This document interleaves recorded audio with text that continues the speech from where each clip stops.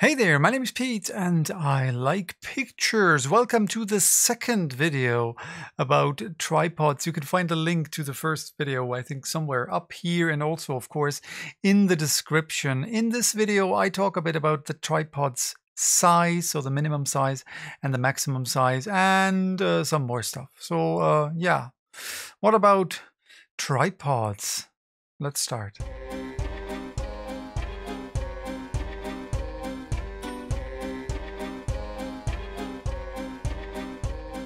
Before we talk about the tripod's head, let's talk about the size of the tripod. And I'm not only talking about the fully extended size, but also of the minimum size. I have my little travel tripod here on my backpack, and this is the minimum size of that tripod, which is really cool. But the problem with that one is, and that was actually the real reason why I got that one, that the minimum size is indeed the minimum size. I can't get lower than that.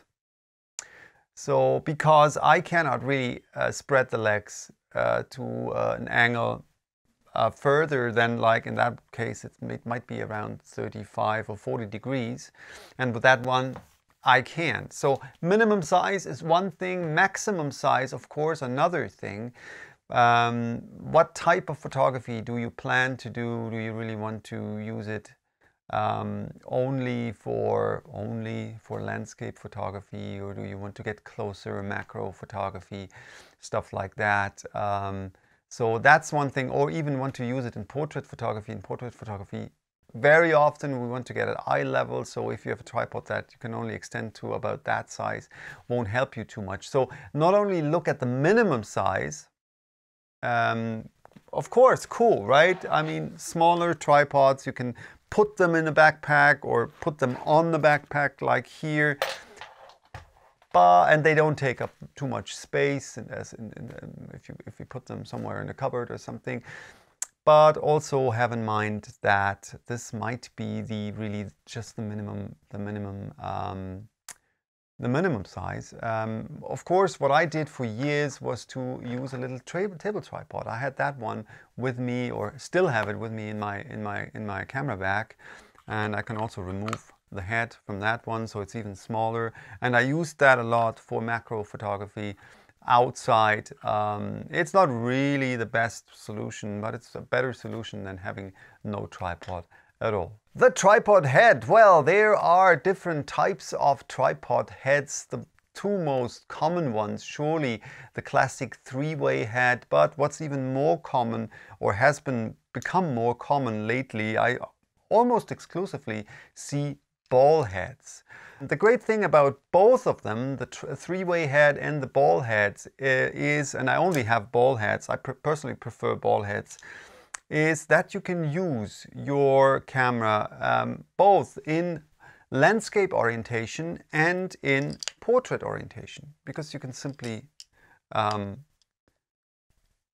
well, change the tripod's direction. And with a ball head you can also turn and twist the head around. So this is a really cool thing.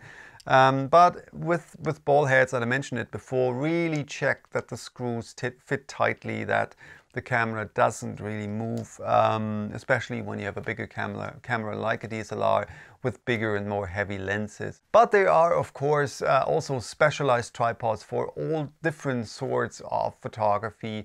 Macro photography, there's slider heads that allow you to move the camera forward or backwards in fractions of inches. There's sliders, not only slider heads, but really sliders, camera sliders that are used for videography a lot. They're motorized tripod heads that you can program. There are tripod heads used for astrophotography. So there's a lot out there, but as I said, the probably two most common ones are the classic three-way head that allow you to or allows you to move the camera in the three directions, so upwards, sidewards, and also tilt it to a Dutch angle or whatever.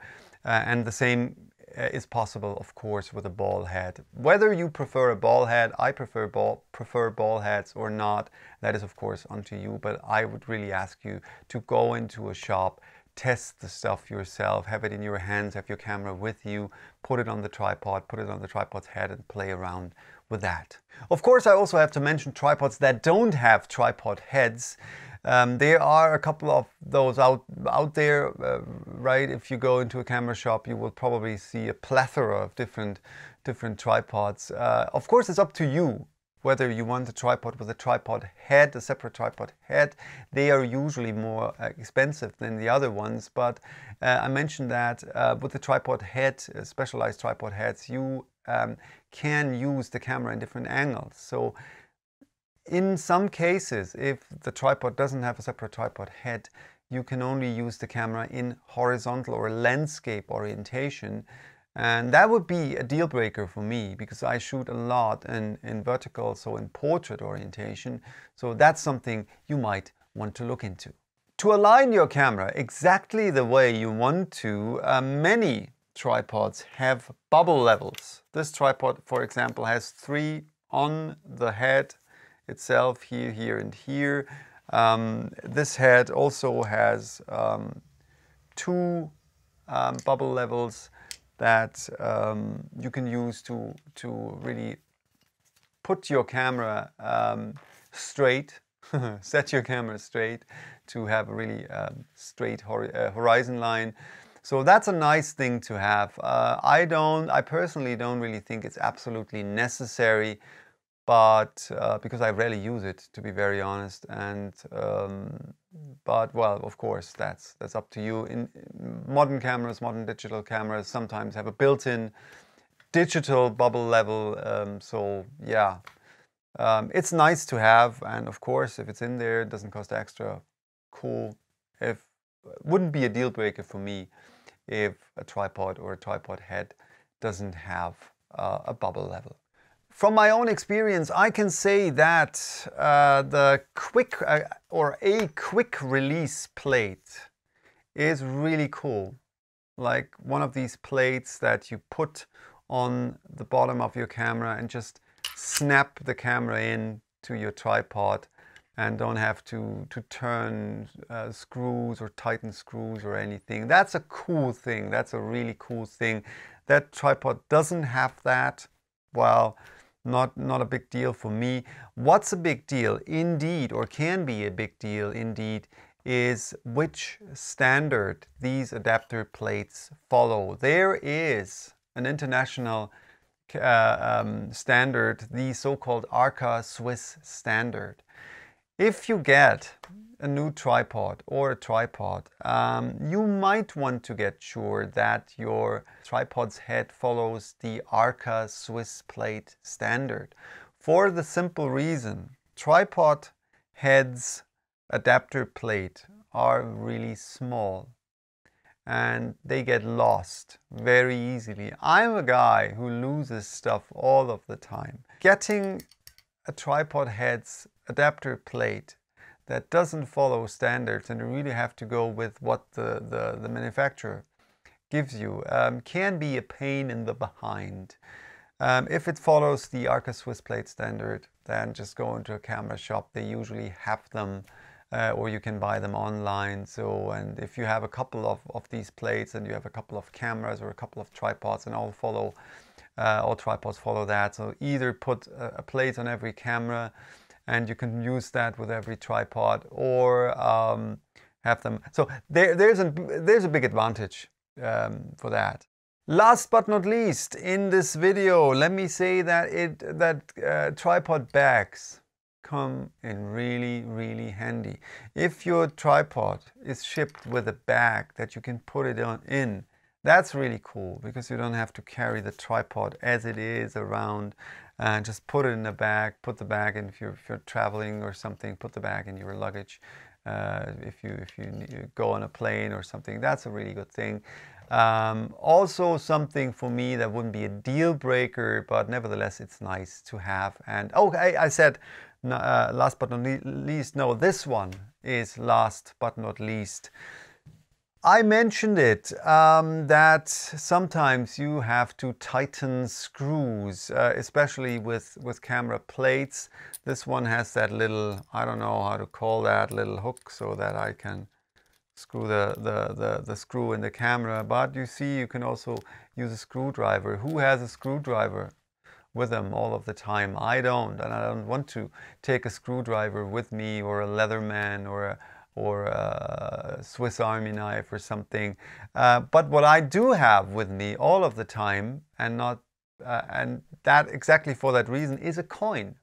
So because I have to release my tripod's adapter plate a lot from my camera, and so I have a coin with me that just fits. The coin fits in my pocket, so there's that. And I learned that from a cameraman once, who said, screw the Leatherman. Leatherman is a specialized tool that lots of cameramen use. Of course, they use it for other things as well. It's sort of a, well, Swiss Army knife. But he said, I just use a coin.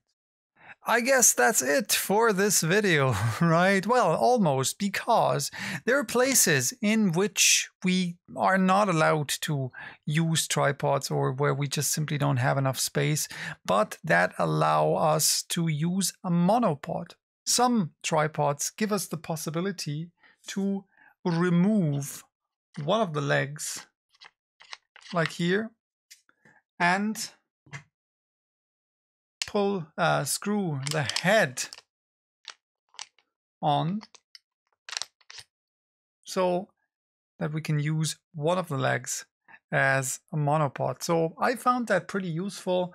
This one's for today.